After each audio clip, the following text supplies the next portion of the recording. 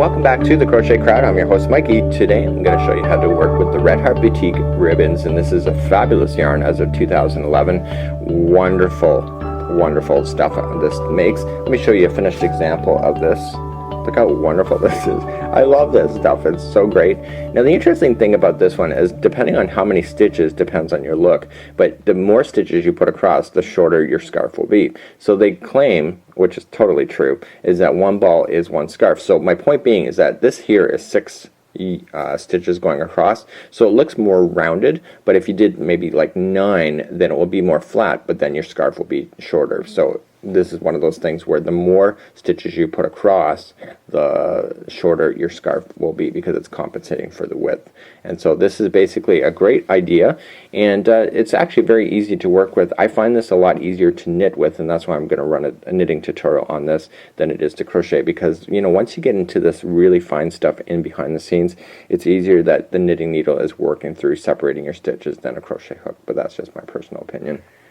Now the ribbon yarn is unlike most yarns that we see in the marketplace. We always see everything round up into balls, and this is one of those things where this is not done up into a ball, it's actually done up into a hank. And so basically all you just need to do is just slide off the cover just like this, and you will notice that it is going to be grouped just like that. Okay, and so basically there's going to be 3 ties on it that you need to look for, and these ties are actually what is holding it together to be a perfect circle. So you just have to look for those ties, and then basically you can either just leave it sit just like so, or you can just wrap it up into something like this, like a cone, so that it's all completely flat. The reason for that is that you don't want this yarn to be twisting up into, you know, going twisting and twisting and twisting by just putting it onto a big cone just like so. This is actually a yarn cone. I wrapped it around so it's completely flat, so then when I'm working with it, it stays flat, and it's a lot quicker for me to deal with. So it's a little more of an effort to be able to start this project when doing something like this, but then you can see the results that they're absolutely amazing at the same time as well. I'm going to be using a 4.5mm knitting needle today. I just find it's easier. I find that the needles with these kind of project is better if it's plastic or it's wood. The aluminum ones, I find this stuff slides pretty easily. So we're just going to take the very start, and you can see why it's important for this stuff to be flat, and because it's a lot easier to work with. We're going to take the start of it, and we're just going to skip the very first loop, and so you're going to see loops on top, and what I want to do now is that I want to skip every other one so that we're creating the ruffle effect as you see in the ribbons. So let's start on the very second one over, and I want to do 6. Okay, so just gonna go there. I'm gonna skip the next loop, put on the second, skip the next loop, put on the second.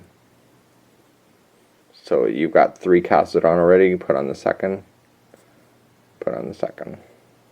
Okay, so 1 2 3 4 5. One more, and that is how you get started. So there is the first line just like this, and so I'm just going to group it all together, okay, and I'm going to slip in my needle in behind on the first loop that is on the knitting needle just like so. I'm going to grab the yarn in from behind, and I want to skip the very first one and go to the second, and I just want to slip it onto the knitting needle and just pop it through like that and slide off. Next one. Okay, so I want to skip the next one, next loop, and go to the second. Okay, so the next one. Okay, so the first one is always a little awkward because of the way that it's being casted on, but once you get beyond the first row just like so, it's a lot easier to deal with. Okay, so skipping to the second.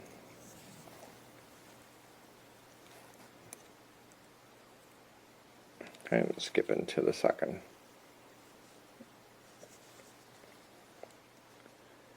Okay, and we got one last one on our knitting needle today, and I'm just going to pull some more material from the yarn. Okay, just like so. And so basically you can see how the ruffling effect almost reminds me of a clothesline, how it's just hanging there. It's actually really quite amazing. So I'm going to now switch sides again, and I want to show you again. So this is now, it's become a lot easier now because you've done the first one. So again, just skip the first loop, go to the second. Okay, skip the first, sorry, slip it in, I put it into the second one, just like so. This is actually really kind of mindless. That's why I like these kind of projects. You can sit in front of the TV and not have to count your stitches, and you're still ending up with a fantastic project. So your only goal is to make sure that you always end up with 6 stitches left over after every row. What can you do with these things? I've seen people do flowers with this yarn. I've seen people do exterior purses, which I think was really quite brilliant. I've seen people do ruffles around the bottom of dresses with this stuff. Again, it's just really quite versatile. And as you grow, just like so, you're going to notice that it's going to start falling in line, just like you see here. And so basically, once it's off these knitting needles, you'll find that it will crunch up and be very nice. So I've seen these in 9 stitches, which is actually really quite amazing as well. So let's cover some issues that you might have with this yarn next. So I'm working along and I have found the knot. I'll be very honest with you, there was no knots in this particular ball that I was using. I had actually created this because you will end up with this once in a while. You know, this kind of yarn is really difficult to manufacture and it's easy to get caught in machines. So then instead of just wasting all of this luxurious yarn, they just tie a knot. So all we're just going to do now is that I'm going to take the knot out by cutting it out. Just like that. Let's get rid of the knot. We don't want that, because the knot, if you ever work with it, is going to be very obvious, because you see all of this beautiful hanging work and then all of a sudden you see a big honk and not fun. So I'm going to just take my knitting needles and I'm going to knit the first section as normal. So we're just going to go in to the second, but just hang on a second, don't rush, and I want to grab the new yarn and I want to put it on to it as well. So just like that, and then I want to knit as normal. So now I just want to put the leftover yarn, okay, the last one on, and then the new one is every other one, and just kind of weave it in just like that. So then basically 2 of the stitches are going to have double on there.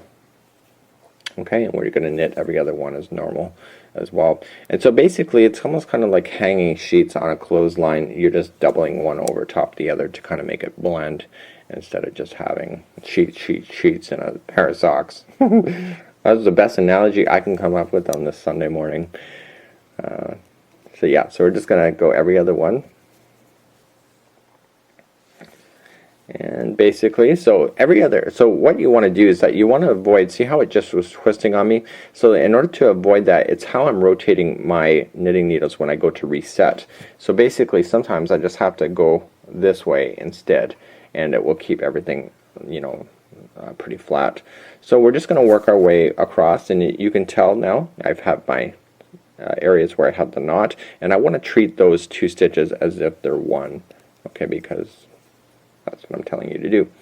So we're just going to knit as normal, again every other loop on the outside of this yarn, and once you get into your rhythm it's a lot easier. And I'm telling you, that cone thing that I showed you at the beginning of this video really speeds this process up, versus if you're trying to wind it into a ball first. Save yourself the aggravation and go through that process. It's actually will make your knitting a lot more enjoyable. So we now have 2 on 2, because that's what we had, and we're just going to knit them as if they're one, because we're supposed to be, and going through just like that. Okay, and so you can start seeing that this project is really growing quite beautifully. This is the beginning that we started. We can just trim that nicely, and because it's ruffle yarn, it really blends in nicely. So let's begin the casting off process next. The wonderful thing about this is 1 ball, 1 scarf. So when you're done, you know you'll run out of yarn, and you want to leave about 20 loops left over at the end, just for your own peace of mind.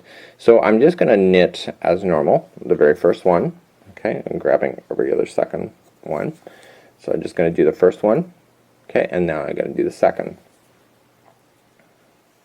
So see, I was almost going to put a twist in there. So just make sure you get it. And so now you have 2 on this side, and all you're going to just do is slip in your needle into the very first one and pull it over the second, like so.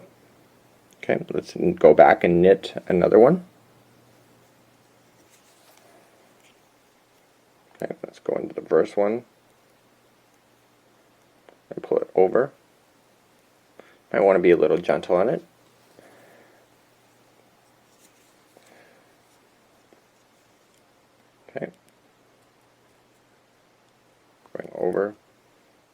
I just want to make sure I got that properly. Okay, and just like so. I really dread it, and then all of a sudden it just is not working out really well. So this is the end, and we're just going to come over the last one, and so you end up with one left onto your knitting needle, just like so. And so this is supposed to be near the end, so let's fake it a little bit, cut it a little bit, and this is the last loop. So I just want to take this new yarn and I just want to put it through.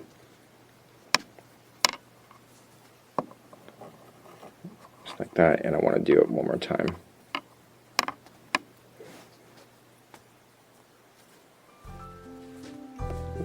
Okay, and then all I'm going to do before I pull out the needle is just trim it nice and tight, and then voila. So then basically there is your project, and therefore you know this is what it will come to be. And again, this is 6 stitches here, this is 6 here, but because I haven't done as much length, it appears a lot wider than this at this time. So until next time, I'm Mikey on behalf of the Crochet Crowd.